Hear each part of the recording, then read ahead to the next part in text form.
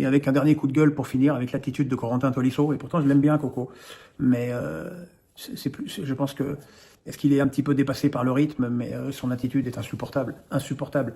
À chaque fois qu'on le touche, il reste 3 minutes au sol en hurlant comme il avait une double fracture ouverte. Il arbitre. Alors il y a Tagliafico qui arbitre aussi, hein, ça en fait 2 comme ça. Bon, eh bien Pierre Ménez me propose un deuxième round après celui face à Eric Roy. Encore une fois, et je vous assure que je suis honnête, je comprends tous les mots qui sont posés dans cette phrase pour en faire l'éloge très gracieuse de Corentin Tolisso. Mais encore une fois, est-ce qu'on doit vraiment en 2025 se surprendre de l'anti-jeu dans le monde du football? Surtout venu de deux hommes expérimentés du football, on peut pas leur enlever, qui est Pierre Ménez et Eric Roy. Ça me paraît un peu, et je ne veux pas surdéfendre Corentin Tolisso, mais son attitude est la conséquence de quelque chose. Si notre Coco Tolisso national venait à faire de l'anti-jeu sur un match où il y a pas de sens, il y a du spectacle, il y a des buts et un score qui plus est maîtrisé par l'OL, j'entends les critiques. Mais cette attitude-là est le résultat d'un match qui a été plombé à la 6ème minute par Radbourg. Ou Tessman, chacun sa vision. Je le répète, moi en tant que supporter lyonnais, je me suis fait chier, ça m'a emmerdé d'attendre toute la semaine pour voir ce que j'ai vu. Mais ça m'aurait encore plus emmerdé et mon débrief aurait été encore plus salé si l'équipe avait joué comme une équipe expérimentée sans se soucier du carton rouge qui avait été donné très tôt dans le match. Enfin voilà, tout ça pour dire que comme pour Eric Roy et comme pour les supporters qui ne supportent pas nécessairement Lyon, que je comprends l'agacement. Nous Lyonnais, quand on subit de l'anti-jeu, on a envie de devenir fou et d'ailleurs on devient fou. Mais si on veut faire le procès du joueur, il faut le faire dans son intégralité. Aujourd'hui, Corentin Tolisso, quand il regarde son équipe en tant que capitaine, que ce soit devant lui ou derrière lui, il sait impunément que sur toute la saison qui arrive, que sur ce type de match-là, ça va être à lui d'apporter l'expérience à son équipe. Et même si je ne suis pas content de ce que j'ai vu, du résultat, enfin bref, on peut refaire le match 100 fois, et bah au fond, je le remercie d'avoir cette maturité-là et cette intelligence de jeu-là pour nous permettre à la fin de ce match de rester dans le haut du classement, en espérant bien évidemment qu'on soit pas obligé de le reproduire à chaque match. Je préfère de loin quand on joue au football, c'est une certitude. Mais en attendant, dans cette saison où tout est compliqué, où il y a énormément de compétitivité, il va falloir être capable, parfois, de sortir des matchs de la sorte pour revenir avec un minimum de points.